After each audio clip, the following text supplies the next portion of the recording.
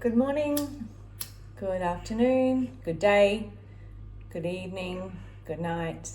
Whenever you find this message, thank you for being here. Thank you. I think it's sandalwood, this one. It smells good.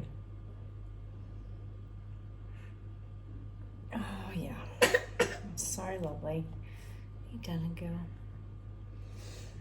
Oh, my beautiful girl. She's teething, so she's with her mom at the moment, which is, beautiful, perfect. Hey, darling girl. Okay, so I got this really sort of strong flashback, message, whatever, the other day. Yeah, and I want to talk about it. I don't know how long this message will be. Hear that? My throat's going. Okay, there we go. Clear that up.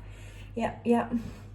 I keep getting this song, You're the Voice by John Farnham. So there's people listening in that also have powerful things to say, truth bringers. Don't let anyone take your voice.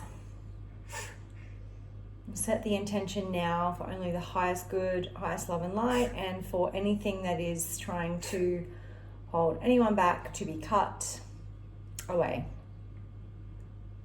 cleansed and released back to spirit. Okay, so when you become a mum as well, like when you have kids, even if you don't have kids, this is relevant, but when you have kids, it becomes more relevant because you suddenly start to see like all the patterns, all the programming, all the societal status quo crap, all the limiting beliefs, all the generational stuff, particular curses, particular like really difficult karmic lessons or soul lessons that you've got to learn. We all have like specific things that we come to learn and overcome and all that sort of stuff. But this particular like message is it's around, are you being the person that you want to be? And it's something that I had to change gradually over the last couple of years, and like has become so blindingly obvious to me, like now that I'm a mum with 2 little kids and just what I'm going through right now.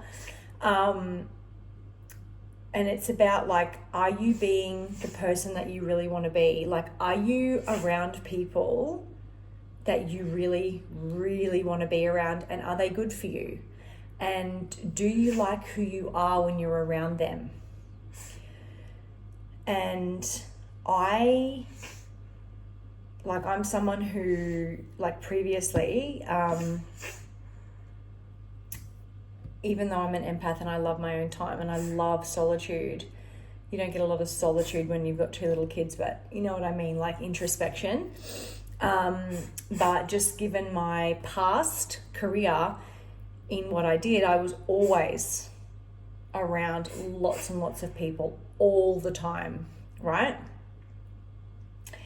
And like a lot of the healing that I've had to do and I've had to change and all that sort of stuff is, do I even like who I am around these people? Like, am I being authentic? And I am very authentic, right? But what I mean by that is like calling yourself out on your own shadow as well. Like, there's definitely been people that I've cut out of my life and distanced myself from and put really strong boundaries around. And it's not necessarily that I don't like who I am around them. I just didn't like how I felt around them, okay? Didn't like how they made me feel. But there were definitely times that I was around people, and I've had to take responsibility for this for myself, where I wasn't acting like in my best, as my best self, because I was around people who were really gossipy and bitchy and like would say really mean things to people and stuff like that. And it's not that I'm inherently like that at all, but I definitely like sometimes I have a tendency to like be like, yeah, that person is a bitch or whatever, like, and kind of agree with them, whether it's like in a social setting or like peer pressure, instead of being like, actually that's not okay that you said that about that person, like, you know, and check that person. And so, you know, we tend to attract people like that into our lives when we're either one, people pleasing, and just going with and being influenced wrongly by somebody else, or if we're participating in that behavior. And we've all done both. Like, it doesn't matter how good of a person you are, you know, we all have a shadow that we have to look at. And one of it was just like, for me, being peer pressured, being like, yeah, just agreeing. I mean, like, yeah, she's just awful and just, ugh. When they weren't at all, right? They weren't at all. I was just like trying to be agreeable and like, oh yeah, like, you know, I'm so easy to get along with, and, you know, or trying to be popular, or just being like, yeah, like I'm cool for agreeing with that, which is fucking shit. Or like, yeah, participating in being bitchy, like, yeah, oh God, have you seen what she's wearing today? Like, ugh, you know, like, and just really clearing people out of my life that I felt like that. And this isn't to judge them or judge people, because we've all got stuff we need to heal. It's just that I didn't want to be around that situation anymore. I didn't want to be around those people. I didn't want to be in those social settings where it was just like drinking and gossiping and bitchy and just really toxic and yucky. Because I can tell you now that if you're sitting around and you're bitching with other people about somebody else, they're then doing this exact same thing to you. Don't fucking ever think they're not. They are. So, you know, especially if it's like quite mean, like they'll definitely be saying stuff about you behind your back. Like, you are not exempt from that. So yeah, it's kind of like waking up to being like, am I actually being who I want to be? Like, am I being the best version of me, or am I around people that don't bring out the best in me, aren't nice people, participating in low vibrational behaviors? Like, am I being negatively influenced by other people, or by a situation, or by like a substance, or whatever the case may be? And really check yourself and just be like, because I was just like, this isn't me. Like, I don't sit around and hate on people. Like, I couldn't think of anything worse. If I don't like someone and I need to check them, I'll say, I'll pull them up on it and just be like, yeah, no, I'm not going to participate in that, or yeah, no, I don't think that about that person, or whatever. And then I don't continue on engaging. I just remove myself. Now, it's really hard if it is family members, okay, especially if you come from like a big family dynamic and it's just, you feel like it's just constant bullshit, which is definitely something that I've had to deal with. And yeah, so you remember, you always have a choice. Like, you don't have to participate in that. You don't have to get wound up in that, swept up in that. Like, you have the power. You have all the choice that you want to like influence the situation, whether or not you just completely withdraw, whether or not you stand up for yourself, set a boundary, and just like don't engage any further. You have the power and the choice to do that, just that. And look, honestly, I've lost a lot of friends that were not friends. A lot of like social settings and drinking settings, and, you know, even family settings and extended family settings and all that sort of shit that I just don't participate in, because it's just like, I don't want to be that person. I'm not that person. And particularly now that I have children, especially a 3.5-year-old, because children absorb everything and they watch everything that you do, that you say. I am now, and I wasn't, like I was, but I wasn't. I am now so mindful of like who is around my children. You know, because I picked the wrong father for my children, and that's, you know, something else I've had to heal. But like, I am like I'm so particular, like even family members, like I don't leave my children with anyone else but me. I don't leave my kids and just be like, oh yeah, you know, because there are people, even though like you can love your family or you can love people from afar or whatever, if they don't have the dynamic and the way that you want to raise your children, it's a no. Like, and don't ever be afraid to just be like, no, like, no. It doesn't matter if they're family or not. Like, if they're participating in something that you don't want, you know, your kids to pick up on or whatever the case may be, like, you never have to participate in that. And you never have to be negatively influenced by anyone. You actually get to say no. And I think becoming a mum has made it that much more glaringly obvious to me than it ever was before, because it's just like, no, I don't want you watching that on TV. I don't want you, you know, absorbing that. I don't want you in that dynamic with that person, you know, et cetera, et cetera, et cetera. Because you want to teach your children how to find light bringers, not light dimmers, you know, like, and that all starts with like you modeling that with your own healing and your own strength and your own self-respect and your own self-love and your own self-worth, so that they then know that if someone isn't treating them right or they're in a situation that makes them feel like yucky in the tummy or whatever, you can then like address that and help them through that as well. And a lot of us never got that as kids because our parents had no fucking emotional intelligence or no clue.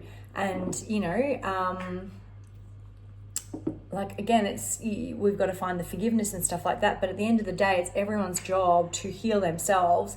And it's everyone's job to, like, to want to be better for themselves. First and foremost, it starts with you. And then it flows from there, right?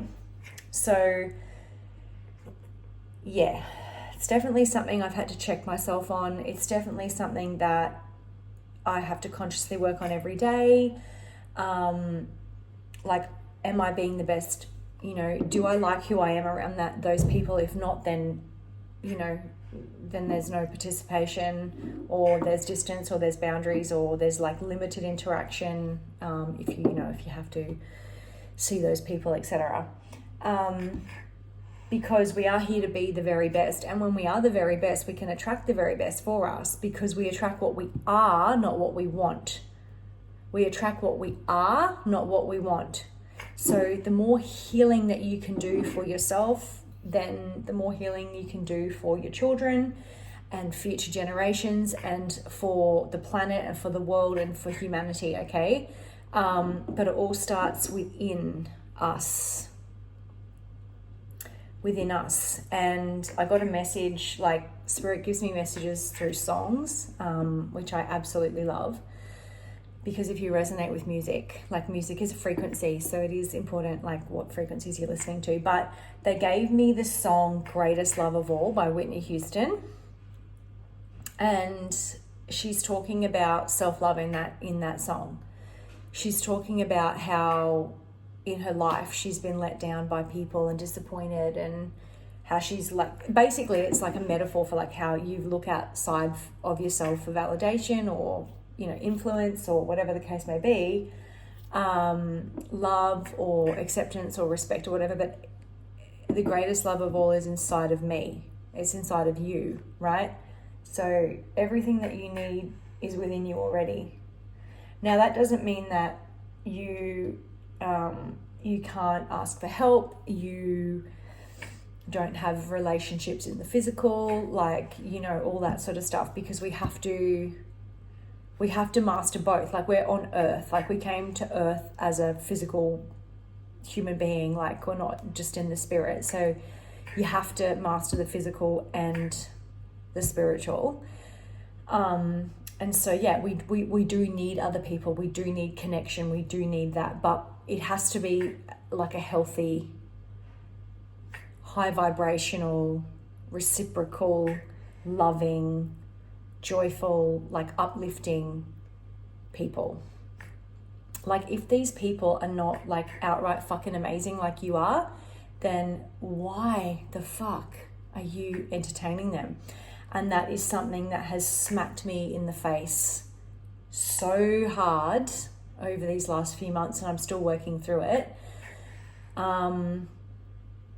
Because why would you? If someone's not as amazing as you, as committed as you, putting in the effort like you, is as loving as you, as kind as you, as high vibe as you, as giving as you, as intelligent as you, as bright as you, why the fuck do you want them in your life? They're just draining you, right? And it's a really, really, sometimes it's a really hard pill to swallow, especially if they're like, there's a long standing history in a friendship or a job or a situation or a lover, a spouse, or family. It doesn't matter. No. Protect your heart. This is the color of the higher heart chakra. I love this rose crystal, this rose quartz. Because at the end of the day, oh look, yeah, of course it goes with the greatest love of all, self-love, right? It's how you treat yourself. What do they say? Sets the stage for every other relationship you have. Yeah. And if you've come from like toxic family dynamics or toxic childhood patterns where like it wasn't actually love, but it was just modeled as like tolerating each other or just whatever, you might be like a really overgiving or overcompensating. No. Everyone is responsible for their own healing. Do you like who you are around that person? If not, change it. Do you actually like that person? Coming from an industry where I was always around people and like people pleaser and just being like, I hope that person likes me, you know, oh, I did such a good job. Like I've gone so much out of my way for them. I hope they like them. Now, honestly, I walk into a room and like, this isn't to sound bitchy. This is just to be like, you need to know your worth and your value and your confidence. Like, walk into a room and be like, do I even like them? Are they even worthy of me? Are they worthy of my time? Like, are they reciprocating? And if the answer is no, then goodbye. You don't have to explain it. There's no ifs, no buts, like goodbye. And that's the end. Like, no is the complete sentence. So, do you like who you are around others? And are they good for you? Are they influencing you in a positive way or a negative way? Are they influencing you? And you need to look at that. Do you need to take back your power? Do you need to reclaim your power? And is it creating the life and the beautiful relationships you want? If not, then you need to look at that. Just like I have to and had to and am. Okay. I'm going to shuffle one of these beautiful Joyful Abundance cards because I love these. Okay, as usual, I'll do it one-handed because I'm holding my little queen, nursing my little queen. I am shuffling. I'm just doing it slightly to the side. That one. What does it say? Sorry, darling.